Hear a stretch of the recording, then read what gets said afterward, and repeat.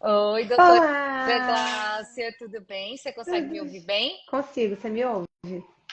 Consigo ouvir perfeitamente. Eu estou Então, ouvindo ali uma bebezinha linda chorar, a é, Emily. inevitável. Ela estava aqui na porta. Ela já está falando mãe, meu Tá, Deus do mãe foi a céu. primeira. Ai, que Foi. coisa linda. Então, doutora Ó, Gláucia, oh meu Deus, a gente tem uma ótima trilha sonora para nossa live.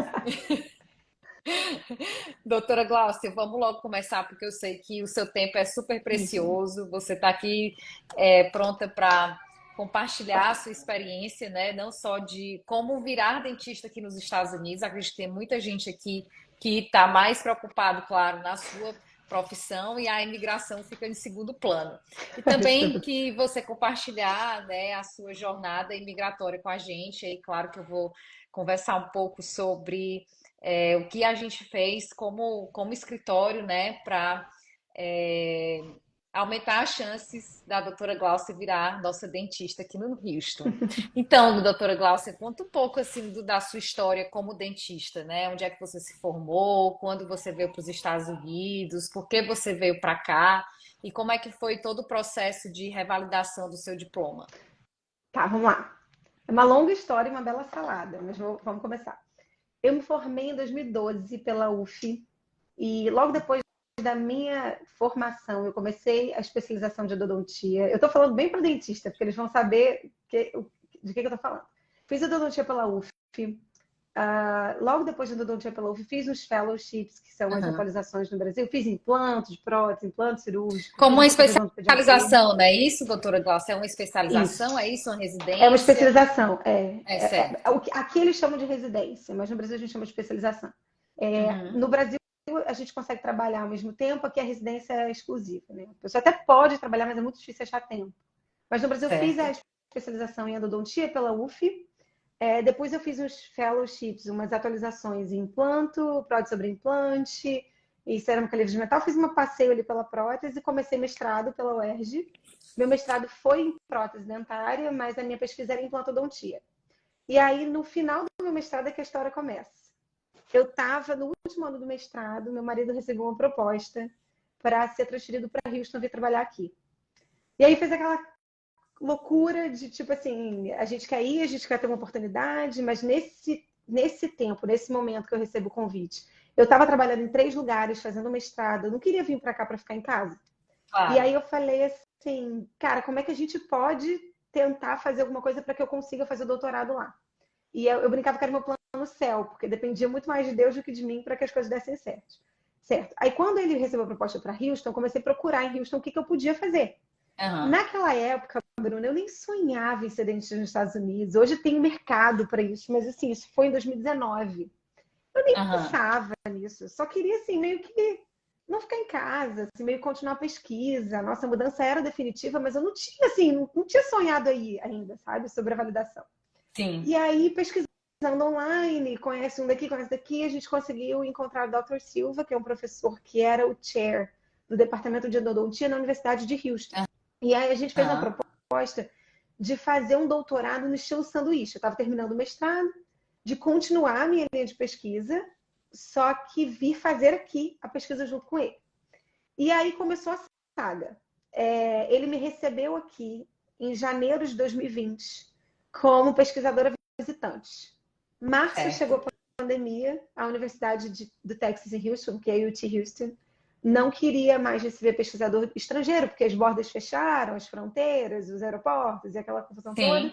E aí eu fui convidada por eles a aplicar para uma vaga de pesquisador, de professora voluntária, que aí eu Uhum. conseguiria fazer o doutorado, eu não receberia como professora, mas eu teria um crachá e um acesso à universidade para poder fazer a pesquisa do doutorado. E fiz isso por 2 anos. Fiquei fazendo meu doutorado no estilo sanduíche, e eu falo isso no estilo da sanduíche, porque o doutorado sanduíche, classicamente, você recebe uma bolsa do Brasil para poder vir estudar fora. É um dos caminhos que existem, né, de imigração. O meu Aham. não podia ser esse caminho, porque eu não voltaria para o Brasil. A minha vinda para cá já tinha sido definitiva. Então, se eu recebesse uma bolsa da CAPES, eu teria que voltar para o Brasil para poder ficar 6 meses ou um ano lá. Sim. E aí eu fiquei sem receber bolsa, fiquei aqui fazendo doutorado. Não posso dizer por isso, mas por essa parte da pandemia eu fui abençoada, porque eu fiz as disciplinas todas online. Sim. Então consegui fazer o doutorado todo aqui. Aí fiz 2 anos depois desse doutorado acontecendo. Eu não sei se eu pulei essa parte da imigração. A gente Quando o Davi veio fala depois da transferir... migração, Tá, fala tudo da tua experiência como dentista, porque eu acho que tem muita gente aqui interessada em saber, nessa né, parte. experiências de outras pessoas. E aí eu acho que, doutora Glaucia, seria interessante você meio que fazer até uma ponte com os diferentes requerimentos por estado, né? Porque eu sei que tem muito dentista, por exemplo, que vai para Nova York, e até tem muito dentista interessado aí pela Flórida, e tem cada estado tem critérios diferentes, né, gente? Aqui também, por exemplo, quando advogados também, dependendo do estado, você tem que fazer uma licença específica, médico. Então, as profissões aqui nos Estados Unidos têm essa particularidade que no Brasil não tem. Então, eu acho que seria interessante você também falar, porque eu estou no Texas, eu tive que fazer o que X, Y, Z, que foi diferente dos meus amigos, por exemplo, que fizeram em Nova York ou Flórida. Eu acho que seria Isso. interessante para os nossos Bela ouvintes. observação. Muito bela observação. Deixa eu partir desse caminho do doutorado, porque eu vou chegar exatamente aí. Eu estava aqui na Universidade de Texas como pesquisadora e professora voluntária há 2 anos já. E aí eu me vi assim, naquele retrato que muito dentista do Brasil vem. Assim, eu vou aplicar para uma vaga para dar aula lá, e aí eu vou trabalhar pela faculdade, a faculdade vai me dar a validação. Não é bem assim.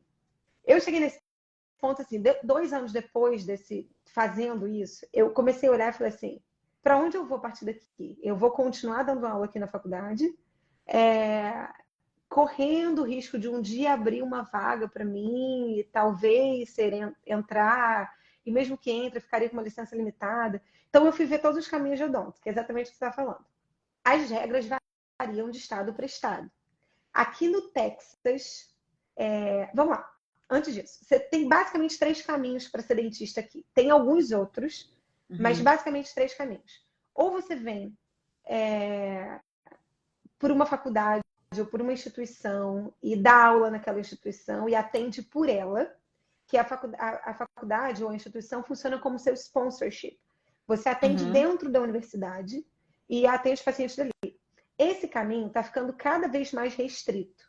É o caminho dos sonhos de todo mundo. Também foi o meu, sabe? Você quer vir, ser contratada, ganhar dinheiro e trabalhar ali dentro. Você recebe menos do que um dentista fora da faculdade recebe, mas você não tem todo esse processo de desgaste, de aplicação, de validação, de não sei o quê. Só que esse caminho está ficando cada vez mais curto, porque a procura por ele é muito alta. Então, existem muitas histórias de dentistas que vieram para o Brasil há 15 anos atrás, 20 anos atrás, foram contratados e seguiram esse caminho, foram super felizes. Mas, ultimamente, as universidades não têm contratado com tanta facilidade pessoas que não são validadas nos Estados Unidos. E aí você fala aqui Texas ou aqui Estados Unidos? Eu falo aqui Ok. Texas. Existem estados que eu sei que isso ainda acontece muito. Na Virgínia, eu acho que acontece, Minnesota. Tem outros estados que são menos populosos, assim, que aí as pessoas ainda procuram muito.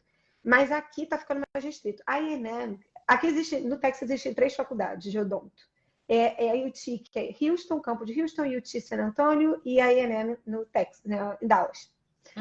A INM, eu tenho uma amiga lá que não validou e foi contratada, e é uma excelente profissional e dá certo. Mas não é um caminho tão comum. Isso que eu queria deixar muito claro. Porque todo mundo tem esse sonho da Barbie. Eu acho que todo mundo tem o direito a ter o sonho da Barbie. Mas, assim, tem outros sonhos também. Tem sonho plano B E e C, uma porque não pergunta, é sonho doutora, para passar nesse passado. caminho você pode ter uma licença sem restrição ou é uma licença só para você atender, por exemplo, pacientes que vêm através da faculdade?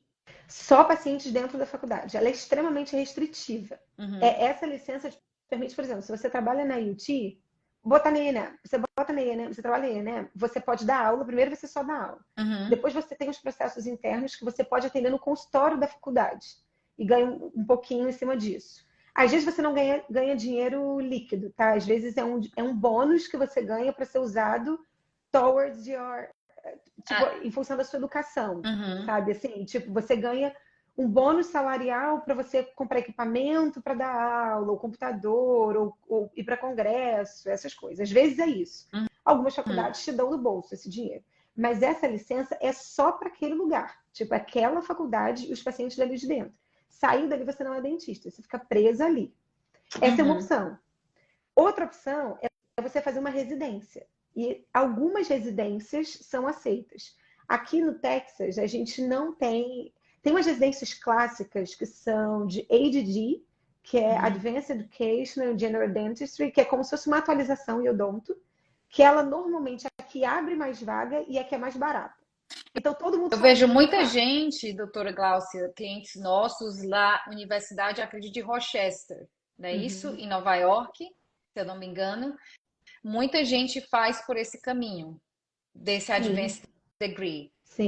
Tá, Nova York tem outra lei específica, eu vou falar sobre Nova York. Nova York é um dos mais enjoadinhos para entrar. tá. Mas dos que eu sei, Nova York assim, um pouco, tem uma das minhas melhores amigas vai para lá. Uhum. Esse Advanced Standing é o caminho mais fácil dos caminhos difíceis. Porque ele abre muita vaga, por exemplo, a UT de San Antônio abre 15 vagas para EdD por ano. E é um preço muito mais baixo do que residência. Só que o Texas não aceita EdD como residência. Isso como validação. Então, é um caminho muito. Isso é muito importante falar. Pode fazer EdD para poder tentar uma outra residência, mas o EdD não vale como validação no Texas. Aqui tem que ser uma residência das clássicas, periodontia, endodontia, Entendi, prótese, pediatria, sabe? São as outras. entendi. Ó, o E doutor aí, Petrella, Glaucio, é nosso também nosso cliente que a gente fez um dele para ele dentista agora, ele está falando que ele fez em Rochester, esse isso. programa que você está falando. Você trabalha É, onde, o Leandro? Que o nome dele tá aqui. eu lembro de muita gente que nossos clientes que fizeram através dessa faculdade em Nova York. Eu já não sei se é por causa do network também, porque já existe ali um grupo de brasileiros que pode escrever carta de recomendação, né? E aceitar essas pessoas mais facilmente, mas é algo que eu já ouvi falar muito bem. Ah, ele falou Virgínia, não é Virgínia, Nova York. Então, isso. A então, Virgínia então aceita isso. O ADD é um programa, é uma opção de programa de validação. O único estado nos Estados Unidos que aceita o ADD de um ano é a Virgínia. Os outros pedem pelo menos 2 anos. O Texas não aceita at tipo, de jeito nenhum. A tá. Flórida aceita, sim, que é bem Uhum, conhecido. Se muita gente quer ir para a Flórida aceita o EDD como validação. O tá. Texas não. O Texas não faz a Uhum. vida assim. E aí, assim, essa é a segunda opção. Você pode fazer uma residência. Eu só não aconselho fazer EDD porque ela fecha algumas portas. Mas é Aham. uma opção também. Você pode fazer residências clássicas. A dificuldade das residências clássicas é que você disputa com americanos. A mesma residência que eu estou tentando entrar é que o americano está tentando entrar. E dependendo da residência, se você não tiver um network, pessoas que te conhecem ali por perto, talvez você não entre. Foi o que aconteceu Uhum. comigo. Eu apliquei para residência de endo, trabalhando lá 2 anos, e eu não fui aceita, porque eles queriam um outro tipo de perfil, não eram estudantes internacionais, enfim. E aí não rolou para mim, eu fiquei arrasada. Falei, o que, que eu vou fazer? Ah, não, mas você é Clássica. maravilhosa, tem que continuar tentando. E qual Não, é não, nem a queria. residência mais qual é a residência mais competitiva, doutora Glaucia? Eu diria que a cirurgia bucomaxilofacial. Eu acho que é aqui, para americano é a mais difícil de entrar. Aham, Orto também é brabo. Orto também sim. é assim, tá nas Interessante, primeiras, doutora assim. Glaucia, que você está falando isso, porque isso é muito comum também para os médicos. Os médicos chegam aqui, fazem a validação, se graduam, mas aí quando vão aplicar para residência, dependendo da residência que você vai fazer, você pode tirar uma nota muito boa, você pode ter notas de recomendação muito boas, e mesmo assim você não ser aceito na residência. Isso é muito comum, né? Isso.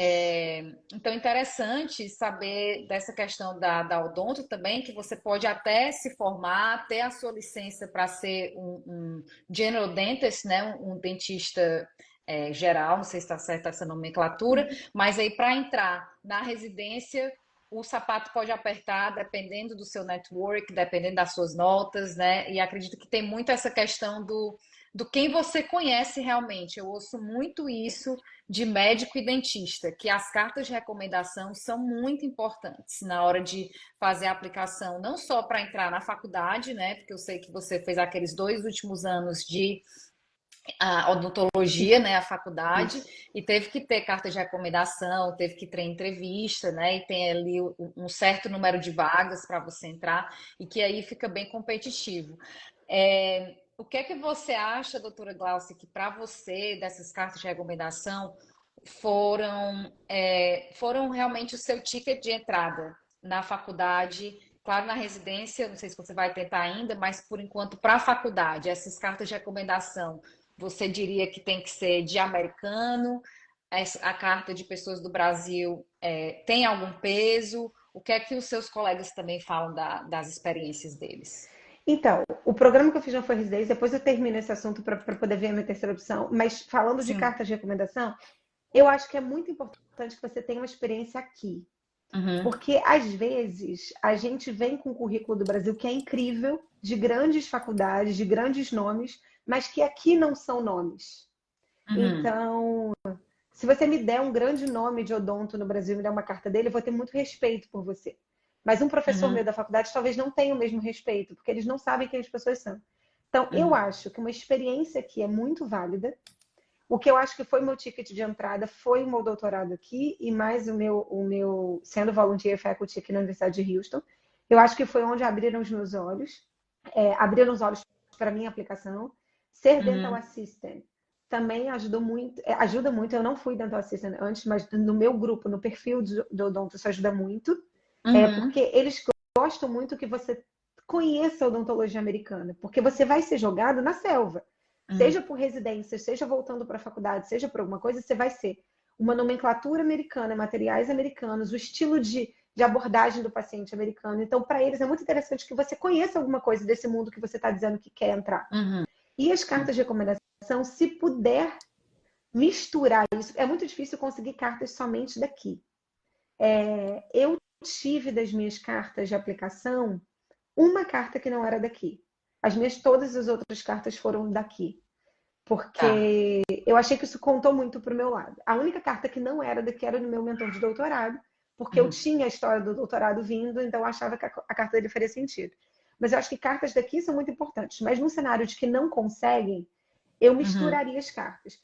E é importante, eu vou fazer uma observação nisso, porque eu vi algumas pessoas me perguntarem isso no direct. As cartas têm que ser verdadeiras. Não adianta você nunca me viu na vida, você está me vendo na live hoje, me pedir uma carta dizendo que você trabalhou comigo. Não, as cartas têm que fazer sentido. Se é alguém que trabalhou com você há tanto tempo, tantos anos, conhece você, conhece seus degrees, é diferente de, tipo, é uma carta de alguém que não te conhece, vou recomendar a Bruna Frota por causa disso. Não, essas cartas têm que ter uhum. relevância, sabe? Sim, entendi. E aí, voltando para aquela terceira opção, então, doutora Glácia, que eu acho que cortei você Nada, na sua linha de você tá no... pensamento. A terceira opção, qual é? Então, Virginia, terminando a segunda, se você faz uma Uhum, residência aqui, você tem licença em 13 estados. Esse número de 13 eu preciso atualizar, porque já tem uns 2 anos que eu não olho esse número, mas você não tem licença válida em todos os estados. E a terceira opção, que eu acho a melhor, a mais segura e a clássica para a gente, é você voltar para a graduação por 2 anos e meio. Esse curso é conhecido como Advanced Standing. Basicamente, uhum, para ser dentista nos Estados Unidos, você termina o ensino médio, faz 4 anos de college, 4 de dental school. Você volta para os últimos 2 anos e meio desses 8 anos. E aí é um processo que você concorre com internationals, sabe? Você já não concorre com a população americana. Aqui para o Texas, a única universidade que faz é a Universidade de San Antonio, não tem Houston, não tem Dallas. E são poucas vagas. No uhum. meu batch foram 10 vagas e quase 500 aplicantes. Então, assim, também não é uma aplicação Uau, simples. Também não é sim, fácil. muito Esse competitivo. E, é muito uhum, competitivo. Esse San Antônio teve 20 vagas. San Antônio abriu mais vagas esse ano. Tem universidades que tem mais. Chicago acho que tem 80 vagas. Assim, tem umas faculdades que tem mais. Mas uhum, também não é um processo simples. E é caro. E aí, tá. falando em imigração, foi nesse momento que eu decidi aplicar para o Green Card. E por que, doutora Glaucia, por que que o Green Card é importante para a aplicação? Então, eu vou fazer uma observação antes disso. Na Universidade do Texas, o seu status de visto não é olhado até você ser aprovado. Mas tem universidades que isso é olhado. Na hora que você joga a sua aplicação, tem universidades que só aceitam residente permanente. Isso é importante também. Então, se você já tiver o Green Card, é melhor ainda. Mas se você não tiver, você tem a opção de aplicar. Mas Ok. para mim, mim, foi decisivo nesse momento, porque quando eu passei por esse processo, que era um processo super difícil de passar, quando, graças a Deus, eu fui aprovada, eu olhei e falei assim, poxa, eu vou voltar para a faculdade por 2 anos e meio, em uma cidade que meu marido não está, eu vou fazer um baita sacrifício para ficar lá e cá. Eu não posso voltar para o Uhum. Brasil. Eu falei, não faz sentido eu fazer uma dívida desse tamanho, uma trajetória difícil dessa para voltar para o Brasil. Foi quando eu me reuni com a Bruna, falando do processo de imigração. Eu reuni com a Bruna um ano antes, para eu poder ter uma noção, assim, do que eu precisava ser, para ela olhar meu currículo, né? É, Você olhou tudo, a gente teve uma panorama, assim, você me deu umas orientações. E aí, nesse momento, quando eu fui aprovada, você foi uma das primeiras que eu liguei e falei, ó, vambora. Tipo assim, agora eu quero. E verdade. foi. E o que eu ia falar mais de. Ah, tá. Porque eu pesei uma coisa, Bruno, que eu vou falar para os teus clientes. Uhum. Teve uma hora que, quando eu olhei, fiz a consulta com você e comparei preços, eu falei assim: se eu tiver que voltar para o Brasil hoje, no meio desse processo, me custa muito mais caro do que eu Uhum. aplicar para o Green Card. Eu Sim. sabia que tinha chance de falhar, porque não depende exclusivamente de você, e blá, blá, blá. Mas foi ali que eu falei assim, cara, eu preciso ficar. Eu meio que assim, queimei meus navios. Eu vim num visto. Se eu estiver falando muito, você me corta, por favor. Não, não, eu Eu vou acho que emendar. estamos aqui para ouvir você, sua experiência. Eu vim no visto L2, porque meu marido veio transferido do Brasil para cá. E o L2 é um visto de transferência interna da empresa, né? Então, eu tinha o visto L2, eu tinha permissão de trabalho. Eu sempre tive permissão de trabalho. Isso me permitiu trabalhar na faculdade, porque também tem essa questão. Esse voluntariado é um contrato que você faz. Se você não tiver visto ou visto de trabalho, você não pode participar Isso, dele. Mas eu isso é que é tinha interessante, também. né? Que a gente falou das pessoas virem para cá para fazer o network. É importante a gente frisar que você não deve vir e fazer esses contatos, por exemplo, de uma forma que você não seja capaz de colocar, por exemplo, no papel, de você ser aberto com a imigração, porque se você violar o seu status, pode ser até pior no longo prazo, né? Você pode até virar dentista, e eu já não sei se a faculdade iria aceitar alguém, por exemplo, que tenha illegal status, como muitas Não. faculdades não aceitam. Então, isso é algo a se pensar, né? Não vir para cá, por exemplo, com visto de turista e tentar começar a trabalhar para alguém, nem que seja como freelancer, contractor, isso não é para fazer, tá, gente? Vem de forma certinha, com visto de trabalho, permissão para fazer o que você tem que fazer. Então, a doutora Glaucia, ela já tinha um visto que permitia que ela fizesse esse trabalho voluntário durante a graduação sanduíche dela, né? E Isso. aí foi quando ela começou a fazer os contatos mais profundos para que ela conseguisse a carta de recomendação para aplicar para a faculdade. E eu lembro muito, doutora Glaucia, que a gente olhou os dois currículos, né, do seu marido e o Isso. seu, e eu falei assim, olha, eu prefiro o seu, porque o seu você tem uma mescla de não só experiência profissional, mas também a parte acadêmica. E uma das coisas muito importantes, quando a gente resolveu fazer o seu processo de EB2NW, né, que a maioria dos dentistas fazem esse tipo de green card, que não precisa de uma oferta de emprego, como a doutora Glaucia ainda não tinha a licença, eu falei, doutora Glaucia, vamos fazer o processo todo baseado na sua pesquisa, em você, na sua capacidade de dentista e pesquisadora. Sim. Claro que focada na pesquisa nesse momento, porque você não tem essa A licença. Eu não licença. podia vender você ainda como dentista, porque, enfim, como eu vou provar para o governo que você vai conseguir a licença? Eu não posso garantir isso, né? A gente pode garantir que você vai continuar a sua pesquisa. E eu lembro demais que a doutora Glaucia, nesse momento, ela estava fazendo uma pesquisa, né, junto, claro, com a Faculdade do Brasil e aqui junto com a Associação, né, dos Endodontistas, eu lembro Isso. demais, que Nossa, era memória pesquisa boa. com, não é com, eu acho que era com pele de tilápia, não era? Não, Alguma a coisa de minha enxerto. era com perda óssea. Pronto, Era uma perda perda óssea em óssea. torno de lesão. Pronto.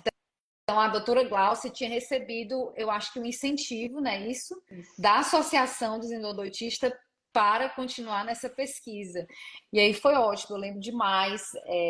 Eu não lembro se eles deram uma carta para você, ou se foi um professor.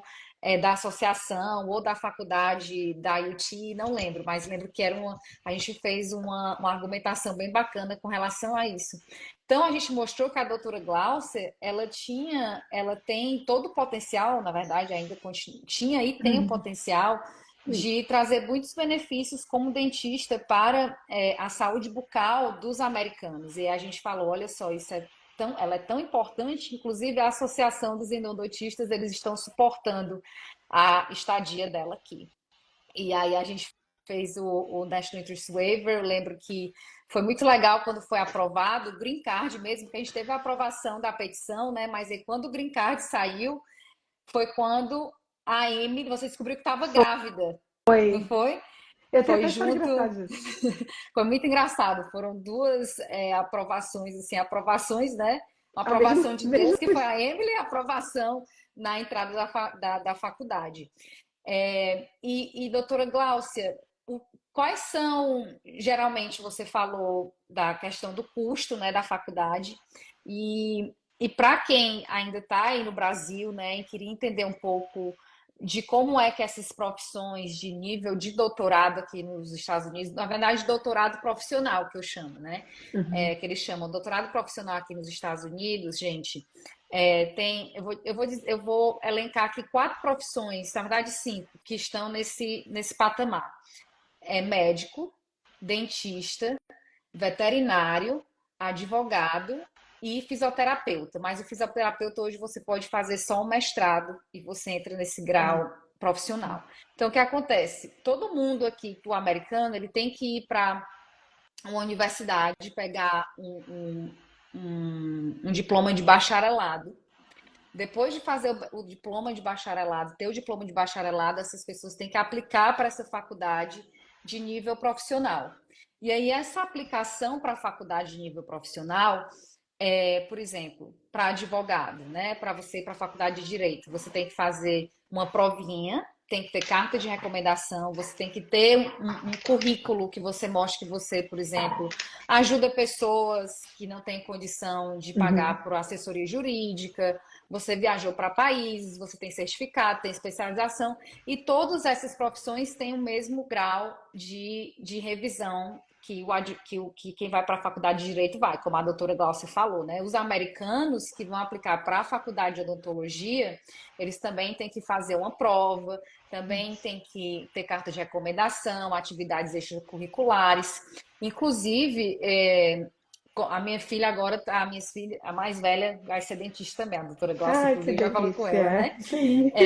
Mas o médico, por exemplo, eu tenho amigas com filhos que querem ir para a medicina, que hoje eles falam, olha, não adianta só você ter o bacharelado de uma faculdade muito boa. Geralmente eles querem alguém que já tem um mestrado antes de aplicar para a faculdade de medicina. Querem alguém que vai fazer um programa de exchange no exterior antes de aplicar para a faculdade de medicina.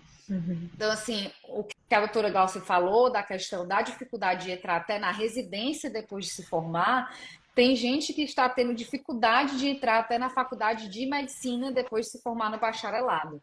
Inclusive, hoje existem faculdades de bacharelado que você entra e você já tem uma garantia para já entrar na faculdade de medicina depois de se formar. Não sei se já existe de odonto isso, Odonto, acho que mas ainda de não. direito, por exemplo, agora existem faculdades de direito que ao invés de 3 anos você faz 2, e tem faculdade que é online, então assim, está meio que já facilitando um pouco. Então, essas pessoas já têm o custo da faculdade do bacharelado, e aí vai ter o custo do Da nível de faculdade doutorado, profissional. né? E aí, claro, vocês da área de saúde, né, dentista, médico e veterinário, vocês vão ter que fazer uma residência para ir se especializar, né? Isso, e tem outro processo de admissão. O advogado, ele pode fazer um mestrado, né? Pode ou não fazer nada. Eu acho que o advogado é o mais simples de todos. Só que aqui nos Estados Unidos, gente, a diferença é que você tira licença por estado.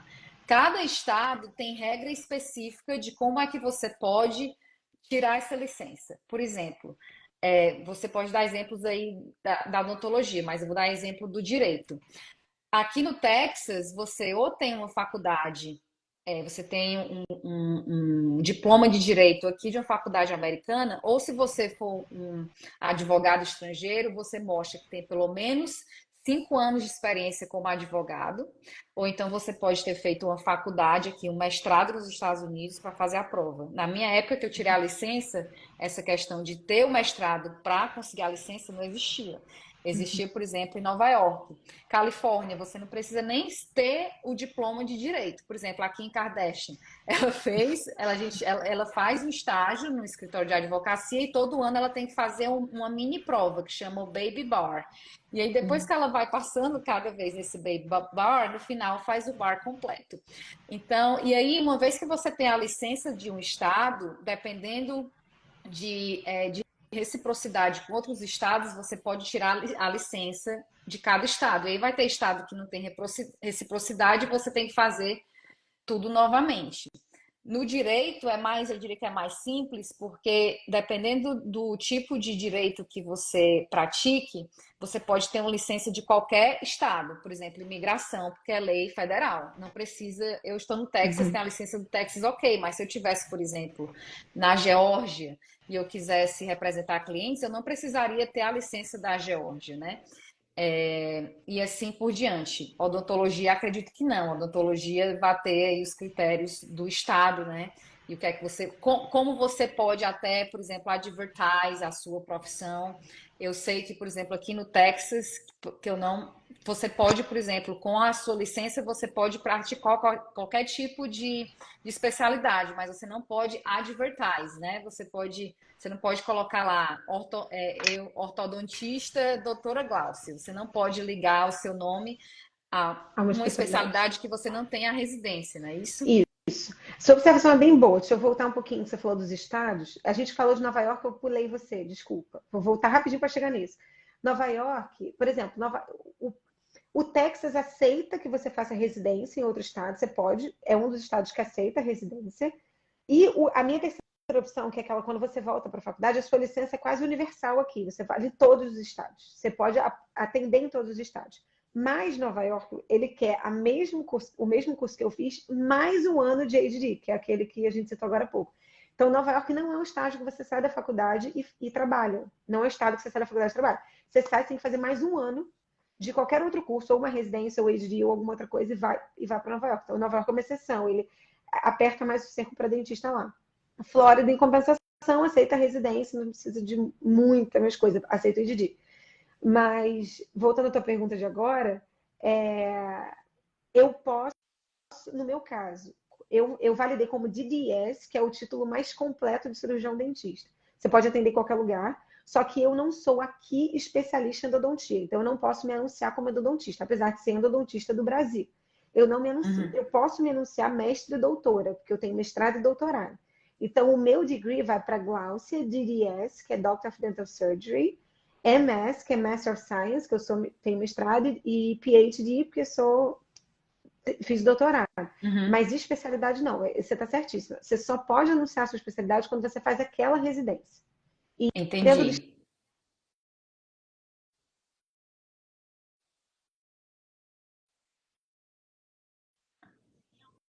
Uhum. você não consegue atender no Colorado, por exemplo. Colorado não aceita. Residência como é um dos estados que não aceita. Nova York também não. Então, assim, muda Meu mesmo de Deus, estado para que estado. loucura, né? Não É sei uma quem loucura. consegue, quem consegue manter isso tudo atualizado. É. É, A vantagem, e, sim, ou faz o DDS para você estar livre, como graças a Deus eu estou hoje, você vai para qualquer lugar, aham. ou você mira no estado que você quer. Isso também é uma estratégia boa para quem está no Brasil. Tipo, eu quero fazer eu quero atender, sei lá, em Nova York. Já foca o teu processo para Nova York, porque você já vai de acordo com as leis de lá. Entendi. E doutora Gláucia, quando você. E aí você falou de custo, né, da faculdade. E aqui, gente, nos Estados Unidos, eles têm. E aí eu tô falando dos cursos normais. Geralmente eles vão ter que, se você vem com visto de F1 de estudante, você vai pagar o valor mais caro de todos, né? O valor da mensalidade da escola mais caro de todos, porque você é estudante internacional. E aí você pode ser considerado residente do estado ou residente de fora do estado, e aí também tem uma diferença de valor de mensalidade. E claro, quem é residente do estado paga bem menos. Então, você, doutora Gláucia, antes, eu sei que quando você aplicou, já estava no processo, né, do Green Card, etc. Mas eu sei que provavelmente com o visto L2, né, você já qualificaria para pagamento de tuition como como residente do residente. estado, né? Mas eu sei que deve ter muitos seus colegas que tenham estudado com o F1, Isso. né? Com visto estudante. Qual é assim a diferença de valores que vocês pagaram? Só para as pessoas terem uma ideia. Isso é uma ótima observação. Se você tem dois problemas aí. Além do valor, tem quem te empresta. Porque a faculdade Odonto é uma faculdade muito cara. É o preço de uma Uhum, casa. Então, não é um valor que você tira do bolso, principalmente nessa cotação de real dólar. É muito violento. Então, naturalmente, você precisa de um financiamento estudantil, até para poder custear os seus custos, sustentar sua família e tudo mais. No visto F1, quando você vem de fora, você tem quem te empreste, você não tem direito a empréstimo federal, mas tem quem te empreste, mas te empresta uma taxa de juros muito alta. E além da taxa de juros alta, você paga essa tarifa que a Bruna mencionou, que é uma tarifa de quem não mora no estado. Isso funciona no Texas e em qualquer outro estado. Quem mora naquele estado. E o que se configura morar no estado? Você tem que morar naquele estado há mais de 12 meses sem ser um visto de estudante. Então, eu configurei, porque eu era no visto L2, eu já estava aqui há mais de 12 meses, já declarava imposto no Texas e pude configurar como estado. Mas se você uhum, vem do Brasil no visto F1, por exemplo, e não paga imposto aqui, você não, mesmo que você mora aqui 5 anos com visto de estudante, você ainda paga a tarifa de fora do estado, porque você não declara imposto aqui, ou não está aqui sob outro visto. uhum, A diferença no meu primeiro ano, numa taxa de US$ 50.000, que era o primeiro semestre, uhum. a gente, dentro do estado, pagava 50, quem era fora do estado pagava 60 e pouco, 65. Essa diferença, nos anos seguintes, virou mais ou menos US$ 20.000 ao ano É para quem muito. era de fora. É uma Realmente, grande você falou a diferença. palavra certa, violento, né? Porque se você usa a cotação do dólar, né, de hoje, realmente é o quê?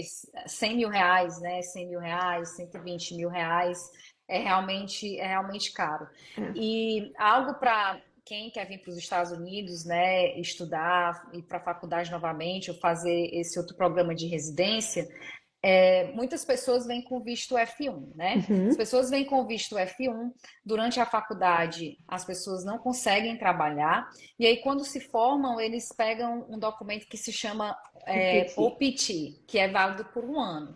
Infelizmente, essa permissão de trabalho, ela não dá, ela não tem a opção de ser prorrogada. Então, o que é que os dentistas geralmente fazem?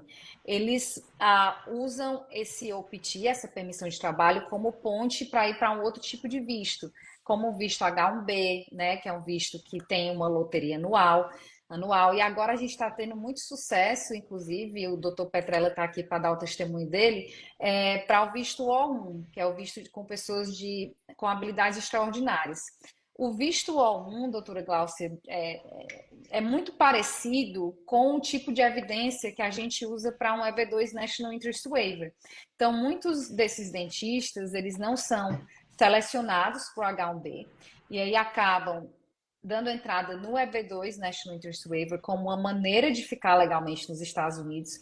Infelizmente, hoje, a situação de ficar legalmente nos Estados Unidos não vai ser tão facilmente feita como no passado, como na tua época, por exemplo, que a gente pôde dar Uhum. entrada naquelas duas Nos fases do dois. processo juntas. Não pode hoje, vai ter aí um gap. Então, essa transição de visto F1 para EB2NW hoje é um pouco mais difícil. Vocês, por isso que eu recomendo quem estiver aqui nessa situação já começar a pensar no EB2NW logo na faculdade, do que esperar no caso, tentar ser selecionado no H1B, ou até, né, porque ninguém sabe se o H1B é uma opção para você ou não. E então, o EB2NW, tudo que você faz para esse processo, você pode fazer para o O1 também. Uhum. E aí, dependendo dos tipos das suas qualificações, até um EB1A de habilidades extraordinárias é uma opção. E aí, outra opção também que existe é o visto ou um EB2 ou um EB3 através de uma oferta de emprego, né? Que aí tem que haver uma oferta, tem que fazer, no caso, a clínica, o hospital, tem que realmente divulgar a vaga e tentar encontrar americano ou residente que esteja interessado para a vaga. Então, a boa notícia agora, doutora Glaucia, é que existem, eu acho que a gente tem agora uma gama, acredito que mais, como é que eu diria, não uma gama maior, porque essa gama sempre existiu, mas uma argumentação para dentistas com o visto O1. E geralmente, né, doutora Glaucia, o que eu tenho visto é que as clínicas, elas contratam os dentistas, é, na maioria das vezes, como contractors, como independent Sim, contractors, como freelancers, né? E não isso. como funcionários Funcionários. com um W2. E como é que funciona um pouco essa questão do contrato, né? Eu sei que existem clínicas, por exemplo, que dão uma porcentagem de vendas para o dentista, tem clínica que dá um salário baixo e você recebe uma porcentagem de vendas. Como que funciona normalmente esses contratos? Essa pergunta é muito boa. Você vai ter, quando você se forma, o campo de odontologia aqui, graças a Deus, é diferente do que é no Brasil. A gente tem poucas faculdades de odonto e poucos profissionais sendo lançados no mercado. Então, quando você está ali no último período da faculdade, está todo mundo, tem um monte de tubarão querendo os peixinhos. Então, assim, eles vão lá, eles oferecem jantar pra gente, almoço pra gente, eles querem te contratar. Tem muita oferta de emprego. E aí, dentro dessas ofertas de emprego, você pode ir ou para uma companhia que vai te contratar como funcionário da companhia e vai te dar os direitos. Isso existe também, se você precisar, por exemplo, se você estiver num F1 e precisar do OPT ou uma oferta de emprego, você consegue esse caminho, ele é possível, sabe? Ou o outro caminho que é mais comum é você trabalhar como um contractor, como um freelancer, que é como a gente trabalha no Brasil. Você trabalha numa clínica, ganha uma porcentagem daquilo. A diferença é que aqui nos Estados Unidos é muito comum você ter um mínimo oferecido de salário. Por exemplo, olha, Bruno, eu vou te contratar para trabalhar na minha clínica, mas se você não tiver nenhum paciente esse mês, eu vou te oferecer X. Para você meio que ter como planejar sua vida, até Uhum, você ter a sua cartela. Então é muito comum você ter o contrato como um salário base ali, mas uhum. não, mas contractor ainda, mas ganhando porcentagem, até que a sua porcentagem ultrapasse esse mínimo, que é o esperado, ou você pode ir como um funcionário, um regular, assim, Entendi. com horário, carteira assinada, né? O que seria uma carteira assinada. E qual é a grande diferença, doutora Glaucia, que você vê da prática aqui nos Estados Unidos e no Brasil? Porque aqui, gente, nos Estados Unidos, tem uma carreira que é do dental hygienist, que é a pessoa que faz a limpeza, né? No Brasil, a gente é muito acostumado a ir para o consultório, quem faz a É, bem limpeza, faz tudo, dentista. é o dentista. Claro, né? Vai ter um assistente dentista, mas normalmente é o dentista que faz tudo. E aqui, o que a gente vê muito é o dentista, ele vai fazer, eu diria que uma, uma Um exame geral. revisão, exame É. geral, né? Olha o raio-x, olha o que tem que ser feito. Quem tira o raio-x é assistente. O dentista fica ali com você uns 5 minutinhos, depois vê se a limpeza tá boa, né? Isso eu tô falando no check-up, sei lá, né? Que se faz Anual, duas é. vezes por ano, né? E, e fazer as coisas mais complexas, como aparelho, né? Canal, etc. Então, assim, qual é a sua. O que é que você diria que é o que você achou mais interessante Diferente. de diferença da prática no Brasil para os Estados Unidos? Basicamente, essa é a diferença básica. Eu falo que, assim, os Estados Unidos olham o dentista como uma mão de obra muito especializada. Então, se a sua mão, o seu skill, o seu talento, ele é tão especializado que ele vai ser usado para onde precisa de você. Para coisas mais simples, outras pessoas podem fazer por você. Por exemplo, se você chega num consultório hoje, a dental assistant é quem te recebe, não é o dentista. Ela vai tirar suas radiografias, ela vai fazer mais ou menos não um exame, ela vai te perguntar o que você sente, vai checar a sua pressão, e aí ela te passa para o dentista. O dentista chega, ouve tua queixa, faz um exame, plano de tratamento. Se você só precisar de uma limpeza, o higienista vai fazer essa limpeza em você. Se for uma limpeza profunda, também vai ser o higienista fazer. O dentista, você vai encontrar com ele no seu exame anual ou em tratamentos mais específicos, o canal, uma restauração, preparo de coroa. Para quem é dentista aqui, por exemplo, se você precisa preparar uma coroa, Vou falar dentistês agora. Se você precisa preparar uma coroa, você senta, anestesia o paciente, prepara a coroa, você terminou o preparo, a sua assistente vai escanear, vai preparar o provisório, vai cimentar o provisório, e você só volta se aquele provisório tiver ficado alto depois de cimentação. Nesse meio tempo, você está vendo outro paciente. Então, meio que assim, o seu estudo, como é que eu vou dizer isso? A sua especialização, assim, o seu treinamento, ele é tão alto que você, enquanto ela faz essa coisa, você faz um outro exame, um outro tratamento complexo, sabe? Então, você consegue ver mais pacientes no mesmo tempo e com menos desgaste, para você e para o paciente também. E os pacientes são muito bem assistidos, para não ficar essa impressão de que, largou na mão da assistente. Não. Lá no consultório que eu trabalho, higienistas são maravilhosos e assistentes também. Então, assim, eles fazem isso bem.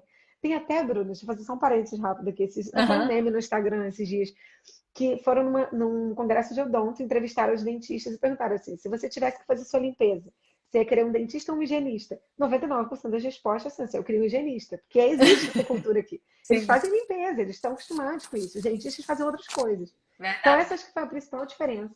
A valorização da odontologia aqui é muito maior do que no Brasil. Muito, muito maior. Você tem muito menos dentista no mercado. No Brasil, assim, tem muito mais. E a gente, infelizmente, vê muitos profissionais trabalhando mal e cobrando cada vez mais barato para poder ter mais clientela e roubar, pescar peixe no aquário do outro. Isso aqui não é tão comum, apesar de estar chegando de alguma maneira, mas a valorização aqui é maior. A licença, a cada 2 anos você tem que fazer um número de cursos. No Brasil você tira a sua licença, você pode ficar 10, 15 anos sem frequentar o curso. Aqui não, a cada 2 anos você precisa apresentar 48 horas, às vezes, ou 24 horas de curso que você fez naquele período. Então, assim, A aqui educação se continuada, né? Você Isso. tem que. A gente também tem que fazer, e os valores para manter a licença não são baratos, não. Não. A gente paga um valor altíssimo. E eu acho interessante, assim, né, para vocês conseguirem visualizar, para quem tá no Brasil, quem está nos Estados Unidos já teve experiência, mas eu chamo mais ou menos de uma fila de abate. Quando você chega no escritório de um dentista ou médico, geralmente são várias cadeiras, gente, não é só uma cadeira, né? No Brasil a gente é É acostumado a um verdade, são médico, vários. a um dentista é 1, 2, 3 cadeiras do máximo. E aqui, gente, são lá 8 cadeiras. E aí você vai passando, geralmente as 8 cadeiras estão lotadas, e aí cada um está fazendo uma coisa diferente. Então, é isso que a doutora Glaucia falou mesmo. Como o dentista tem esse conhecimento tão especializado, ele passa a não ser mais o técnico, né? Ele é realmente o dentista. E é interessante que o meu irmão, que é médico aqui, doutora Glaucia, ele falou, ele deu justamente essa diferença. Ele falou, o médico no Brasil é técnico, porque você tem que se virar nos 30, você tem que fazer tudo, você não faz só o trabalho de médico, você faz tudo, né? E o médico aqui é médico, né? Ele é mais o especialista. Então, interessante você falou, por exemplo, a orto da minha filha é muito engraçada. Ela é a única orto da clínica dela e ela tem umas 6 cadeiras e aí cada cadeira tem um assistente, né? Em cada cadeira, ela tem uma pessoa para fazer o scan, né? Dos dentes para enviar lá para o Invisalign. Ela não faz no escritório, mas faz lá. E é muito organizado, assim, é como se fosse. Tem todo o processo. Terminei aqui de colocar os brackets. Vem aqui, doutora, ver se tá tudo certo, se não tá. Então, gente, é uma coisa assim muito rápida, geralmente. Será? Eu diria que a minha filha vê a dentista a cada 2 meses para colocar lá, mudar o bracket dela, colocar os retainers, né? Não sei como é o nome, as Os plaquinhas. attachments. Os attachments. Eu acho que ela passa uns 5 minutos com a dentista. É isso, e o resto é conversando com a recepcionista, comendo cookie. E é o que a doutora Glaucia falou, é muito valorizado, o plano de saúde, né, ainda paga muito bem, eu diria. Claro que se você pagar privado, você consegue ganhar muito mais, mas eu acho que o plano de saúde ainda é interessante para os dentistas aqui. E como é a cultura, né, doutora Glaucia, dos americanos com relação à higiene bucal? Porque eu sei que no Brasil hoje a gente tem uma tendência muito cosmética, né? Porque tem muito dentista que faz botox, tem dentista que faz como é o nome? Bichectomia, bichectomia, né? Você coloca as lentes, e aí muitas vezes as pessoas colocam lentes somente cosméticos, sem necessidade, não tem uma necessidade específica de saúde, né? Mais cosmético. Então, qual é a diferença do americano, do paciente americano para o paciente brasileiro? Então, brasileiro se preocupa mais com higiene bucal do que o americano de forma geral. É assim, uma coisa que é muito engraçada de comparar, mas assim, nós brasileiros estamos acostumados a ver alguém escovando o dente na pia do banheiro, sim, no trabalho. Aqui não é comum isso, é quase nojento. É muito comum, assim, é normal você ir escovar o dente num restaurante, por exemplo, alguém te olhar assim, sério, tipo, tá fazendo isso aqui? Então, assim, por essa falta de preocupação com a saúde bucal, o brasileiro é muito ligado à estética, nós somos muito ligados à estética, né? É, então a gente tende a se preocupar mais. Assim, eu descobri, ai, tomara que eu não seja crucificada por isso, mas quando eu vim de lá para cá, a primeira coisa que eu percebi assim, no meu consultório no Brasil, eu tratava muitos casos estéticos. Eu não vi uma cárie daquele panelão aberto há muitos anos no Brasil. Quando eu cheguei aqui, eu comecei a ver isso de novo, porque no Brasil, se você vira alguém, se a pessoa está escovando o dente, ela percebe um buraco, ela procura o dentista preocupada, assim, meu Deus, apareceu alguma coisa aqui. E eu atendi em lugares de classe social muito alta e também baixa. Isso é comum, tipo, em todas elas. Aqui não, às vezes você tem um camarada que é de uma classe social extremamente alta, mas ele não se importa. Aquilo é secundário para ele. Então, o brasileiro tem mais atenção à saúde bucal do que o americano tem. Eu diria que aqui a gente tem mais necessidade de cuidado do que de prevenção. No Brasil, a gente tem muito mais necessidade de prevenção. É como que, grosso modo, comparando, sabe? Então a questão do americano não é só financeira, Não. é 100% entendi. Porque, assim, Cultural. realmente, gente, muitas pessoas falam, né? A saúde nos Estados Unidos é cara. E até, por exemplo, até o acesso a advogados aqui nos Estados Unidos é caro. É uma profissão, né, que você paga caro pela hora. Então, muitas pessoas deixam de ter esse tipo de serviço porque não tem como pagar, né? E aí você falou algo importante, que não necessariamente é a parte financeira, mas sim realmente o próprio o self-care, né? A pessoa é self-conscious com relação àquilo e não tá nem aí, deixa daquela maneira mesmo, né? Eu lembro que quando eu fui fazer um implante, eu tinha um dente de leite. E meu dente de leite caiu com 30 anos e, claro, não tinha o dente permanente embaixo, aí caiu. E eu tive que fazer um implante. Eu fui numa clínica que ele só fazia implante, 100% implante. Eu chegava na clínica, doutora Glaucia, e eu via gente sem dente completamente. E cada implante era US$ 3.000 que ele cobrava. E ele não ele aceitava plano de saúde, somente alguns planos de saúde. Então, assim, e ele tinha, sei lá, umas 10 cadeiras assim no escritório dele. Ele era super conhecido, ele era professor da faculdade, etc. Mas é muito interessante isso, né? Claro que eu acho que a pessoa deve fazer um ou duas implantes e colocar um bridge, né? Colocar uma ponte aqui e tá tudo certo. O que eu tô gostando de ver aqui, doutora Glaucia, é que eu tô vendo vários dentistas que entraram Ah, que aqui, legal. dentistas que eu conheço. Tem a doutora Boto, doutor Caran, não sei se eu Doutora coloco Boto eles estudou aqui também, não, mas comigo, doutora linda. Boto, linda, maravilhosa, doutor Caran, tem aqui que alguém falou da profissão de psicólogo também. Gente, quando eu falei do visto O1 aqui, claro que não foi só específico para dentistas, tá, gente? Tem muitas profissões que realmente.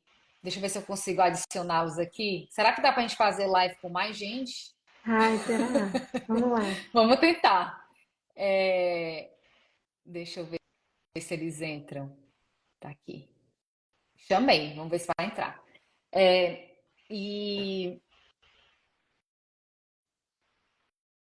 então, qualquer profissão, tá, gente? É tudo baseado nas suas próprias, seu conhecimento. A gente tem, eu não vou falar o nome dela, porque eu não pedi autorização para ela para falar o nome dela.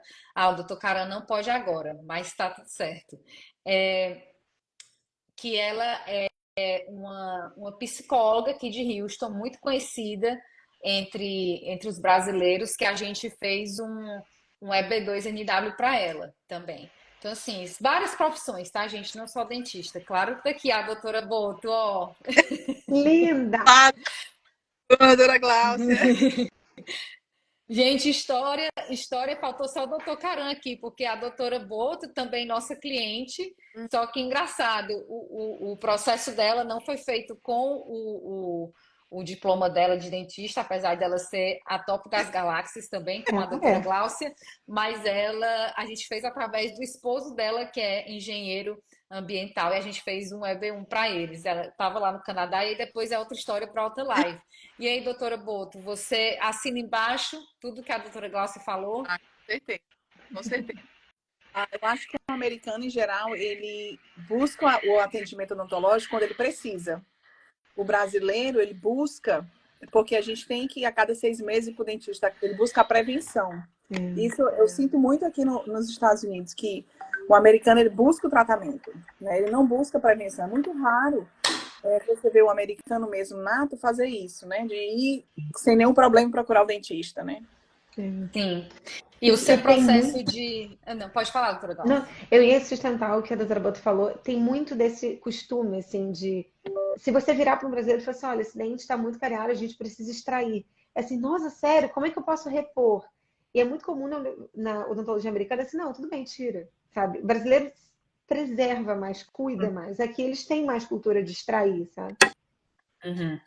E as duas, gente, as duas doutoras estão aqui no Texas, uma em Houston e a outra em San Antônio, mas elas foram colegas de faculdade. Eu vou tentar colocar aqui o doutor Tô firme. Petrella, que a gente acabou de fazer o visto Ah, O é, tá com dele, a para ele blusa. falar da. E aí vocês se conhecem também, é até interessante.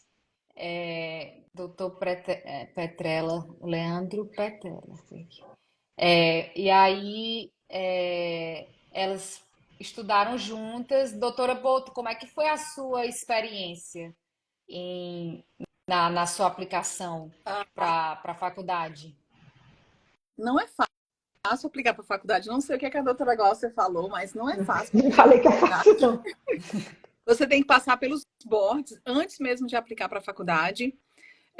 Tem que passar nos boards e depois você aplica para cada universidade. Você também pode entrar num site. Eu não sei se a doutora Glaucia entrou nesse site para aplicar para várias universidades ao mesmo tempo.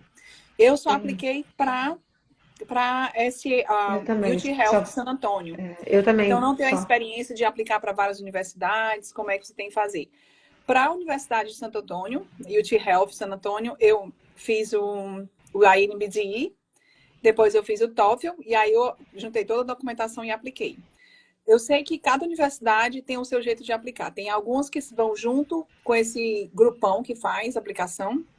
Eu acho que é CCAA, não tenho certeza. Não Que é cada o. É Idea Pass. idea ou Idea DA, Pass. ou Idea então ADEA Pass. ou então Idea Pass. Ou cada CAPED. universidade tem o seu próprio programa. A UT Health de Santo Antônio tinha seu próprio programa, pela internet mesmo eu tive acesso e eu juntei toda a papelada. Não é fácil, é demorado. Você tem que conseguir várias cartas de recomendação, fora que você tem que passar no INPDI, no TOEFL e conseguir essas cartas de recomendação. Com certeza, minha perspectiva, né? Com certeza a questão do visto é uma coisa bastante importante, porque a faculdade ela quer que você esteja legal, né? Ela providencia para você o visto de estudante. Eu vim, na verdade, como visto de estudante inicialmente, Verdade. logo no comecinho. Mas, assim, quando eu consegui o green card, foi outra Divisor de coisa. águas, Exatamente. Assim, sou eternamente grata, doutora Bruna. Foi maravilha do que aconteceu. E, de novo, não foi por mim, foi pelo meu marido, mas eu seria um plano B se não tivesse dado certo, né? Sim, sim. Eu acho que essa questão do visto, pelo que eu ouço de muitos profissionais, não só para você entrar na faculdade, né, conseguir uma residência, mas também para você entrar no mercado de trabalho, porque no caso, as clínicas não querem esperar até você ter uma permissão de trabalho para começar a trabalhar. Eles querem que você, como a doutora Glaucia falou, que existe uma demanda muito grande, É. né? E supply pequeno. Então, vocês são, na verdade, vocês são consideradas uma commodity muito preciosa. Então, ninguém quer esperar você ter a permissão de trabalho para contratar você. Então, por isso que essa questão do planejamento, né, antes de vir para os Estados Unidos, entender bem essas etapas e já pensar em paralelo com a etapa de conseguir a validação do diploma, também pensar em como se regularizar com a sua questão imigratória. A gente agora está no momento de eleição, né? Aqui agora o doutor Petrella. Momento de eleição, a gente geralmente não tem tanta mudança, tá, gente? Se é democrata ou republicano, nessas questões de imigração, existe muita promessa. Olha o doutor Petrella, olha que lindo que fica, 4 pessoas, adorei. Olha aí, doutora Glaucia e doutora Boto, mais um doutor para vocês conhecerem Muito bom, aí, ó. prazer. Gente, aqui, ó, brasileiros, nos Estados Unidos a gente está bem servido, viu? Cada profissional um melhor do que o outro. Doutor Petrella, eu falei com as doutoras aqui sobre as opções do. A gente falou do EB2NW, né? Um foi EB2NW, a outra foi EB1A. Mas eu queria ouvir de você a experiência que você teve com o O1, né? Porque eu lembro que quando você chegou aqui no escritório, meio que desesperado, porque você estava com seu OPT expirando, você estava com o EB2NW pendente, mas não podia dar entrada no ajuste de status porque a data de prioridade não estava current. E o outro advogado que estava fazendo o seu processo falou: você não qualifica para o O. E aí você deu um leap of faith e a gente fez o O1 e foi aprovado. Me explica um pouco essa sua experiência, né? Como é que foi a questão de conseguir a documentação para o visto e até mesmo a surpresa, né, que você teve da aprovação. Realmente, o que mais pega no processo realmente é a parte de documentação, tá? Mas para a gente que está fazendo a validação do diploma aqui nos Estados Unidos, como a gente já teve que pedir carta de recomendação, a gente já teve que reunir um monte de documentação para fazer as aplicações no ADIA PES ou no ADIA CAPID, a gente tem uma boa parte já em andamento. Eu estava com o meu O1, o meu OPT, para expirar agora em 18 de agosto, se não estou enganado, isso, 18 de agosto. Aí tinha o grace period de até 18 de outubro, mas durante o grace period a gente não pode trabalhar. E aí eu entrei em contato com vocês através de um cliente de vocês, né? Ele me passou o contato, falei com o Fábio, falei com vocês aí, com o Matheus, e aí a gente começou a correr um pouco contra o tempo, né? E o Matheus falou: olha, é complicado tal, mas vamos tentar. A gente vê aqui pela documentação que você tem que o processo é bom, que o processo é forte. E tinha sido uma coisa que o outro escritório tinha me falado: olha, não, o O1 para você não é uma opção, porque para você não se enquadra. O mais estranho é que o O1 não servia como uma opção para mim, mas o EB1 sim, né? Então fica uma coisa que você fala assim: Engraçado. poxa, mas espera aí. Pois é. Então, e aí como o processo não estava andando, as coisas não estavam andando, eu entrei em contato com vocês, a gente fez um processo assim bem rápido. O meu empregador também foi muito bacana nesse ponto, porque ele se dispôs a ajudar de pronto em fornecer toda a documentação que precisava, todas as coisas que tinha necessidade. E aí, o bacana é que dia 1º de outubro saiu o meu O1, né? Parabéns. Então, eu, graças a Deus, estou aqui hoje e vivendo o sonho americano de ser dentista aqui nos Estados Unidos por causa de vocês. Que lindo. Aí a gente chora, né? Aí não pode. Não, mas que maravilha. Essas histórias são muito boas de ouvir e a gente também compartilhar, né? Porque a gente vê tantas falsas promessas, né, de pessoas que vendem sonhos. E como eu acredito que a doutora Glaucia deve ter ouvido de mim, a doutora Boto, o doutor Pretello ouviu do Fábio e do Matheus, a gente sempre fala, a gente nunca dá garantia de nada, a gente fala: olha, é difícil, às vezes muito subjetivo, felizmente a gente não pode controlar a decisão dos outros, mas pelo menos aqui do nosso lado a gente vai fazer o melhor. Eu lembro demais que com a doutora Boto a gente teve que reenviar o processo umas 3 vezes, porque o mailroom do USCIS era um processo de umas, assim, mais ou menos, umas 2.000 páginas, o processo deles. Eu lembro que o mailroom voltava, e a gente recebeu, acho que uns 2 RFIs, se eu não me Exato. engano. 2 Foi. RFIs e a gente lá lutando até o final. E deu certo. Então eu acho que aqui, né, gente, só pra gente, todos os doutores aqui são super ocupados, eu agradeço demais o tempo deles de compartilhar a experiência deles, não só de como entrar para a faculdade, mas também a experiência deles imigratória vai ajudar muito, me ajuda demais, ajuda os nossos seguidores. Então, eu agradeço vocês pelo tempo de vocês, mas para a gente só resumir tudo, quem não tem aquela frase que fala, tudo que é fácil vai fácil e tudo que é difícil fica, né?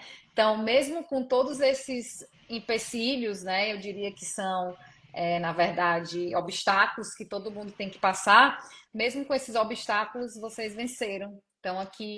Então, quem tem esse sonho de vir para os Estados Unidos, né, de realmente ter a sua profissão bem reconhecida, né, como a doutora Glaucia falou, que é totalmente diferente água e vinho de como um dentista é tratado no Brasil e como o dentista é tratado aqui, né? A gente está falando, claro, da média, né? Não estamos falando das estrelas.